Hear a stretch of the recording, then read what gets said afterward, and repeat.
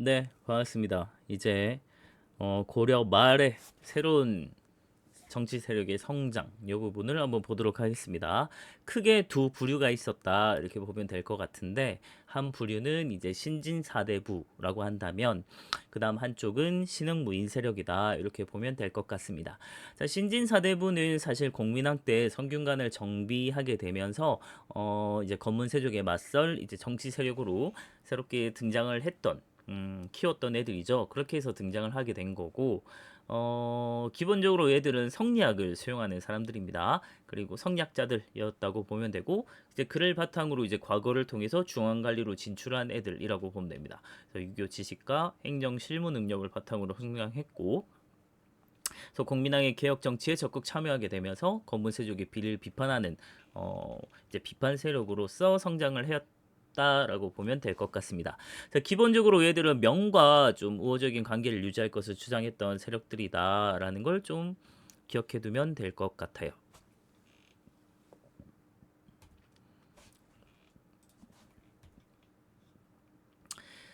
자, 그래서 우리 쭉 지배층의 변청 과정을 뭐 표로 우리 그 연표로 이렇게 쭉 해서 봤었잖아요. 그걸 이제 볼 수 있는데 그다음 신흥무인 세력 보겠습니다. 신흥무인 세력이 성장하게 된 배경은 어, 북쪽은 홍건적 그리고 남쪽은 왜구가 미친 듯이 쳐들어왔었습니다. 정말 단순한 이제 왜구라고 해서 우리 원피스 막 고잉메리와 한 대 정도 타고 오는 그런 해적 정도 몇 명 안 되는 해적 이렇게 생각하면 안 됩니다. 거의 나라 군대 단위로 쳐들어왔다 이렇게 봐야 되고요. 그래서 어마어마한 이제 침략을 당했는데 그런 것들을 물리치면서 새롭게 무인 세력들이 성장을 하게 됩니다.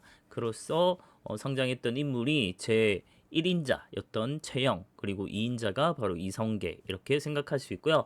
그리고 빼놓지 않고 좀 기억해줬으면 좋을 사람이 바로 최무선이라는 사람입니다. 그래서 우리나라에서 고려에서 이제 화포를 제작해서 이 화통도감이라고 저희가 실제 화약이나 뭐 이런 걸 무기 이런 걸 만들기 위한 기구를 만든 다음에 거기서 화포를 제작했고 그를 바탕으로 이제 왜구를 격퇴하는 엄청난 또 성과를 올렸던 인물입니다. 그래서 이를 바탕으로 우리가 나중에 외란 때도 우리가 외적을 물리칠 때 요때 만든 화포나 이런 것들 기술들이 너무나도 중요하게 쓰였다라는 걸 좀 생각할 필요가 있고요. 박이라고 하는 사람이 스시마 섬을 토벌하기도 했다. 스시마 섬이 왜구의 근거지입니다. 이제 소굴이라서 해적들 소굴이라서 해적 소굴을 소탕했다 이렇게 보면 될 것 같습니다. 자, 최영 장군 이 사람이 이성계 역적의 상입니까? 자, 그다음 이제 결국은 고려가 멸망하고 새롭게 조선이 이제 들어서게 되는 중간 과정을 한번 볼 텐데요.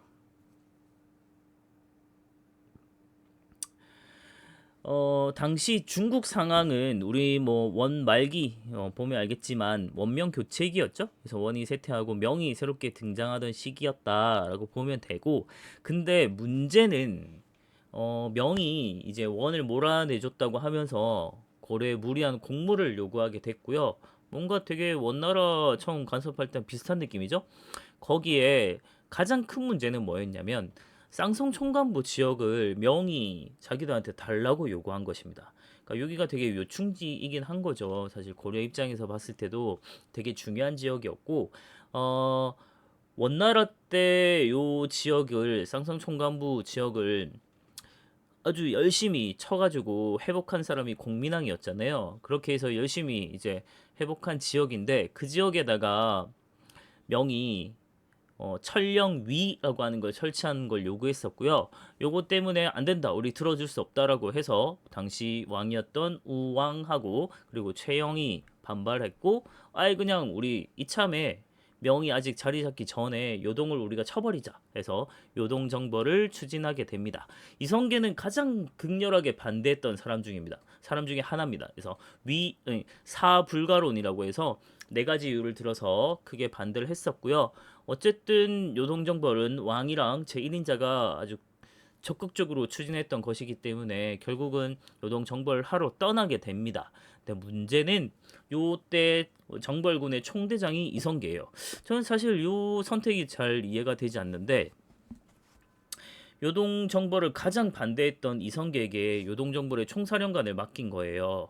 그래서 가다가 이성계가 저 압록강가에 이제 위화도라고 하는 곳, 그러니까 국경을 넘기 전에 그냥 돌아서 삥 유턴해 버립니다. 그래서 고려 수도를 쳐버리고, 그래서 우왕과 채영을 죽인 다음에 자기가 정권을 장악하게 되는. 그래서 이 이성계라고 하는 인물이 결국 이 정권을 장악하게 된 가장 중요한 사건이 바로 위화도 해군이다라고 볼 수 있는 거죠. 자, 이성계 사불가론이라고 해서 요거는 이 자료를 사실 잘 알아두면 나중에 여러분들 수능 칠 때도 좋고, 나중에 뭐 한국사랑 관련된 시험이나 각종 자격증이나 이런 거 딸 때도 되게 중요한 자료 중에 하나입니다. 여기 이제 이소역대라고 해서 작은 나라가 큰 나라를 거역하는 것. 작은 나라는 조선이겠죠. 그리고 큰 나라인 명나라 거역할 수 없다. 계란으로 바위치기다 이런 얘기 하는 거고요. 다음에 하월 발병이라고 해서 여름에 출병하는 것, 요거 안 된다. 여름은 별로 출병하기에 좋은 날씨 아니다. 생각해보면 여러분들, 여름엔 진짜 요즘 너무 덥잖아요. 더울 때는 좀 밖에서 움직이는 것 자체도 너무 싫거든요. 그리고 원정군이 나가면 왜구가 그 허를 노릴 염려가 있는 것, 이렇게 돼 있습니다. 어, 이게 참 그래요. 이게 항상 우리는 한 나라랑만 싸우는 게 아니잖아요. 그래서 우리가 지금도 마찬가지고 어느 때든지 우리가 한 명의 적과 싸우는 것이 아니기 때문에 늘 우리 주변의 다른 나라들의 정세나 이런 것도 다 살펴서 우리가 사실 전쟁을 해야 되는 거잖아요. 근데 우리가 동쪽으로 동쪽이 아니죠. 요동으로 이제 북쪽으로 우리가 올라가게 되면 남쪽 밑에 왜구가 그 틈을 노릴 수 있다는 겁니다. 그래서 거국 원정 그리고 외승 기허 돼 있는데 틈을 좀 노리고 항상 배우를 조심해야 되는 거니까 그런 얘기고요. 그 다음에 장마철에는 이제 활이 제 기능을 발휘하지 못하고 전염병 발생의 우려가 있다 돼 있는데, 자 시방서우라고 돼 있거든요. 그러니까 지금은 여름, 우리 혹서기 너무 더울 때 혹서기라고 하거든요. 그래서 서우, 그래서 너무 더운 장마철이다 이렇게 돼 있고요. 그래서 궁노교회 돼 있네요. 그래서 그러니까 활의 악교가 녹아서 떨어진다 이런 얘기고, 대군 발병이라고 돼 있습니다. 그래서 이게 전염병이 장마철에는 되게 습하고 덥고 막 이런 환경에서는 전염병 발생의 우려도 많고 그렇기 때문에 우리는 좀 피해야 된다 이런 얘기를 하는 거죠.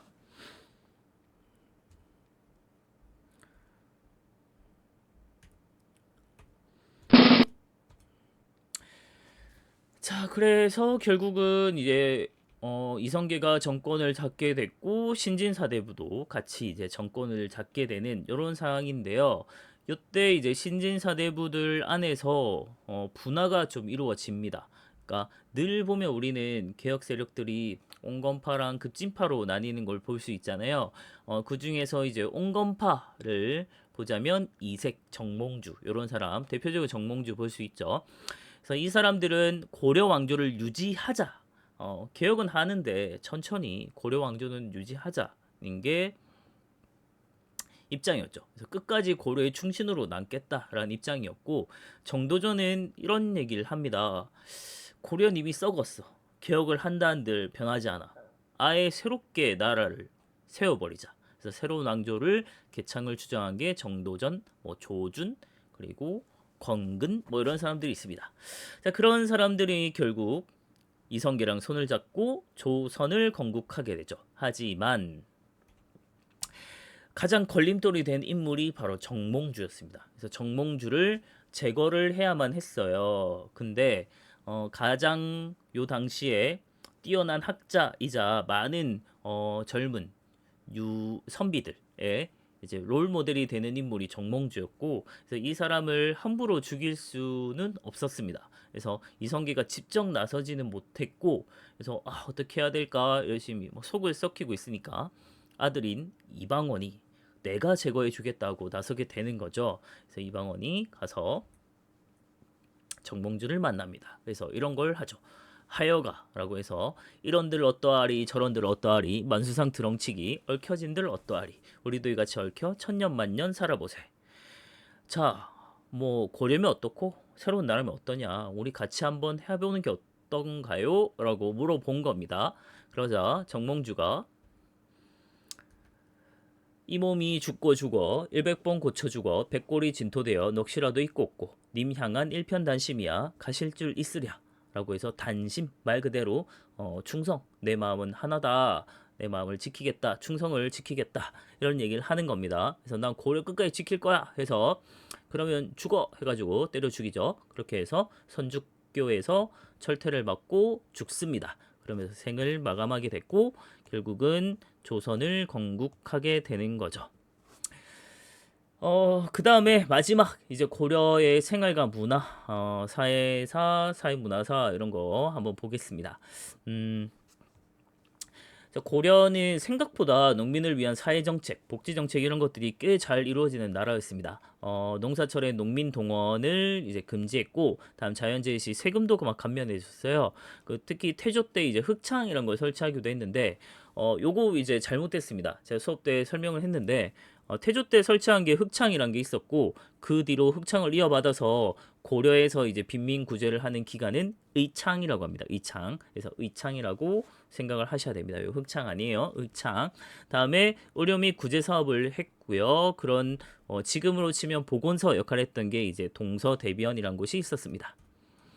다음 가족제도 한번 볼게요. 부부랑 자녀의 소가족, 지금처럼 이제 핵가족, 뭐 지금은 물론 이제 1인 가족이 많아지고 있는데 저처럼 근데 이런 소가족 중심으로 많이 이루어졌고요.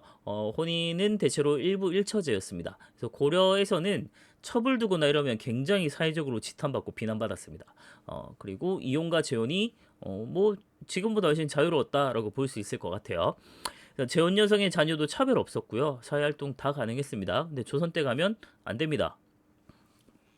홍길동 같은 사례가 나타나죠. 어버이를 어버이라 부르지 못하고 이렇게 막 그런 게 되는 게 좀 그 신분상 뭐 이런 것도 차이도 있지만 재혼은 상관없네요.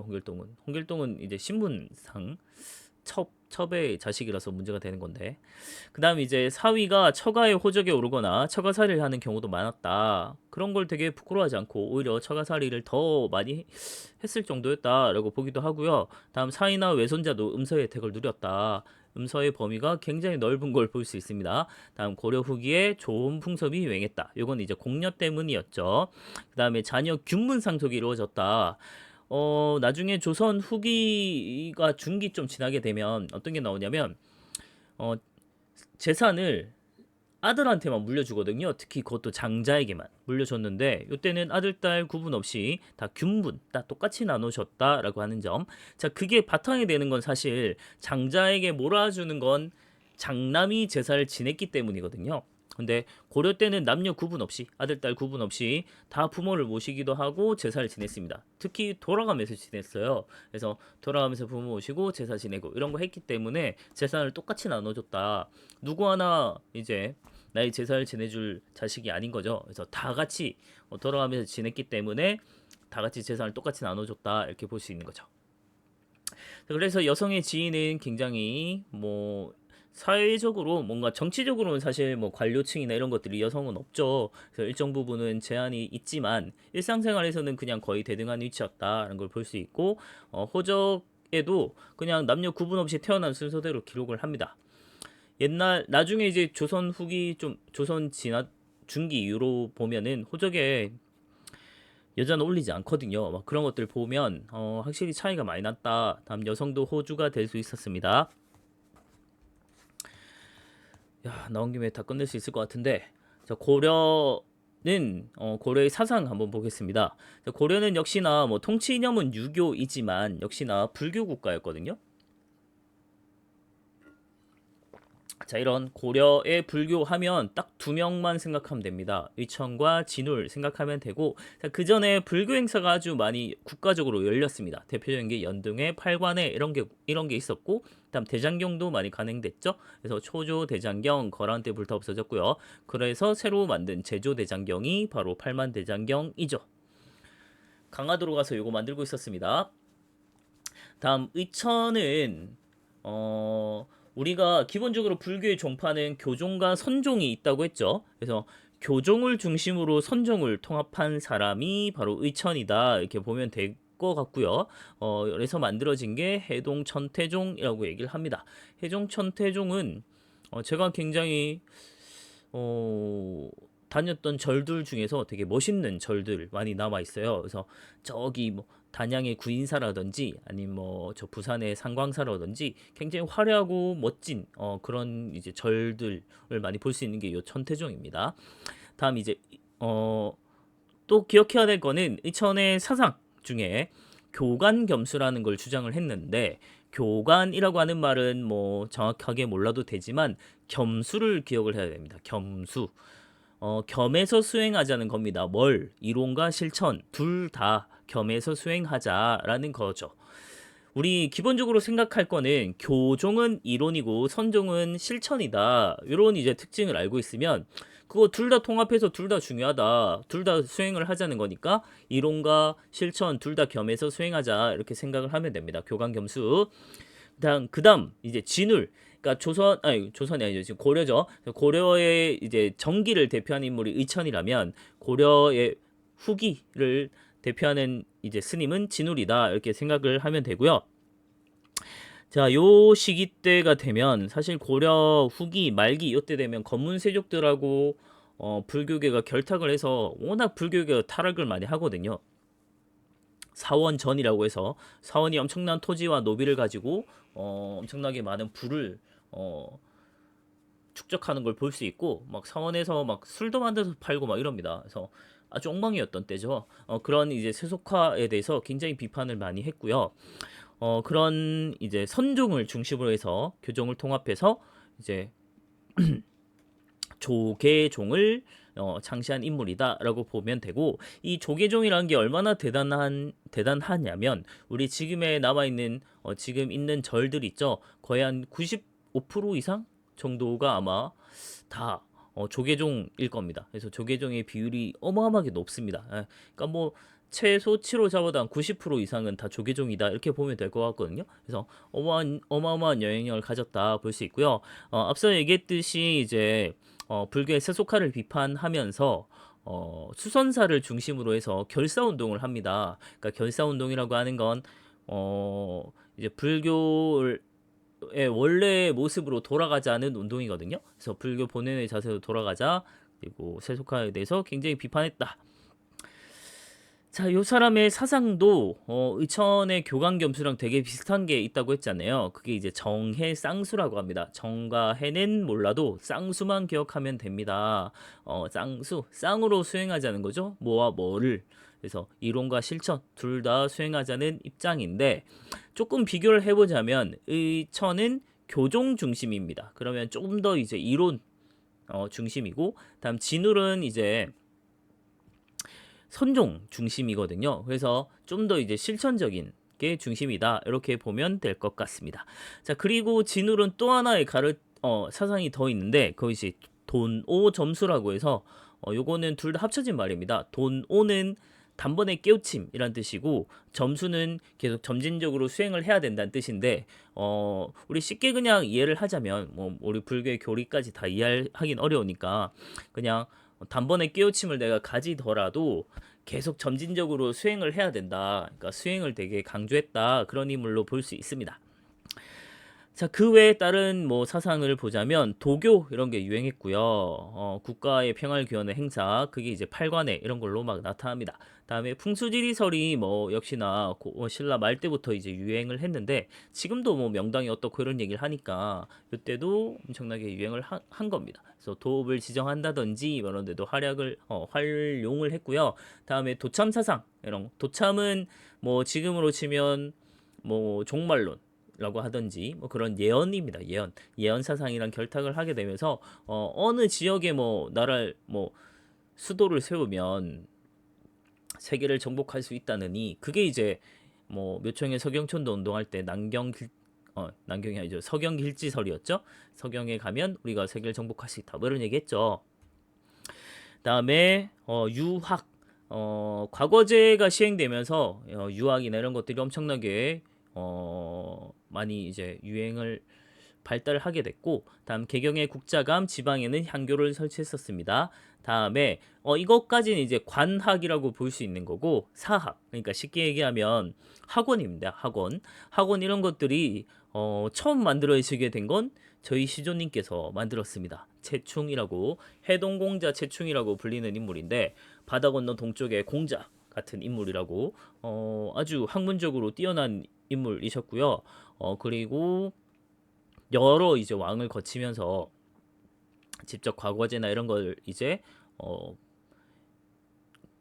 실제로 이제 과거제를 시행하고 했던 그런 분이라서 이 워낙 학문적으로 뛰어나다 보니까 은퇴하고 나서 자기의 후학을 이제 제자들을 길러내려고 이제 학원을 처음 세워버린 겁니다. 그게 이제 구제학당이라고 얘기를 하는데 제가 학원을 개인적으로 별로 좋아하지 않는데 저희 시조님께서 우리 역사상 최초의 학원을 여신 분이다 이렇게 보면 됩니다.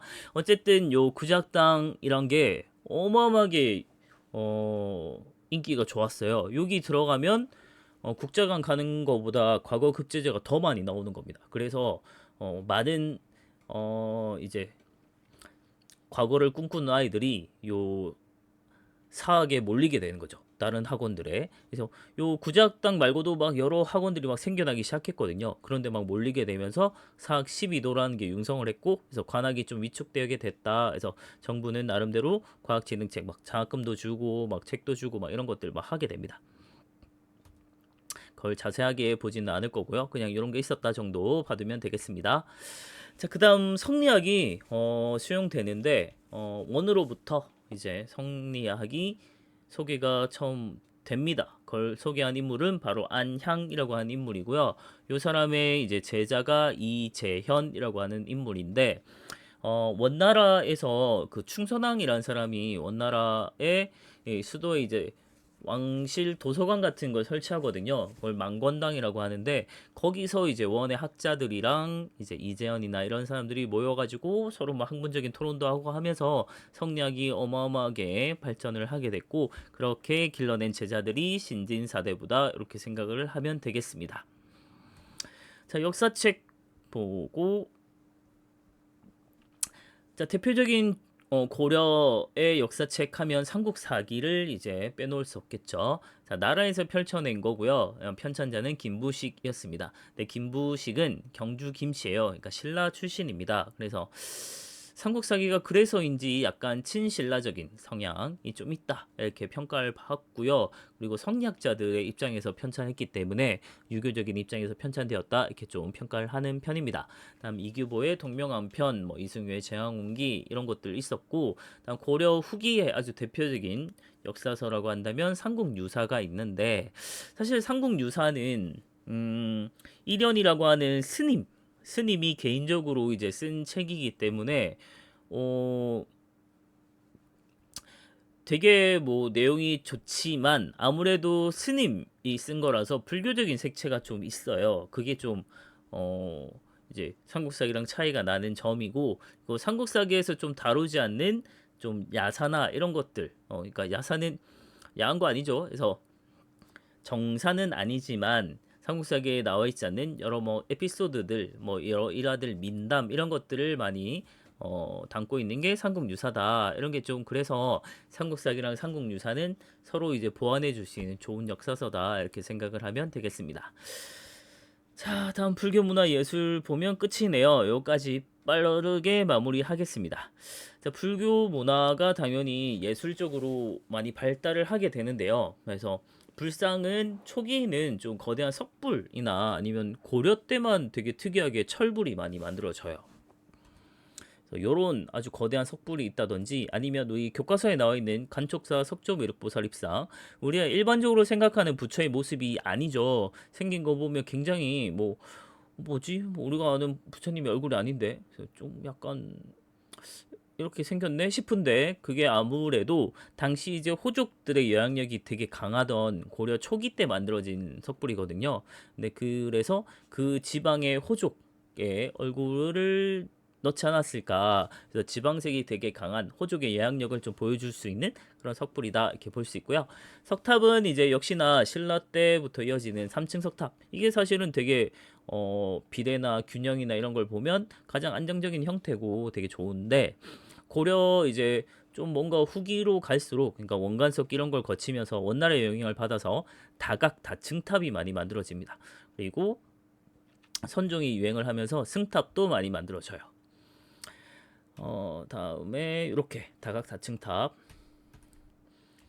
요거는 경청사 10층 석탑이죠. 요거는 지금의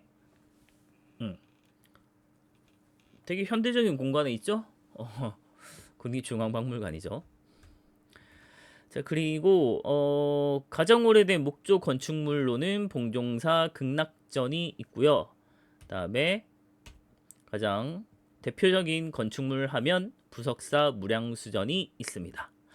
자, 요 둘 다 약간 건축 양식을 좀 받으면 좋은데, 봉정사 극락전 같은 경우를 보면 일단 지붕 모양이 배를 맞대고 있는 맞배 지붕입니다. 그래서 우리가 부석사 무량수전 같은 경우는 요렇게 막 끝이 아주 화려하게 이렇게 돼 있는 모습이라면, 되게 단아하게 탁 정형화된 모습이 돼 있는 게 요 봉정사 극락전의 맞배 지붕이라고 하는 거고요.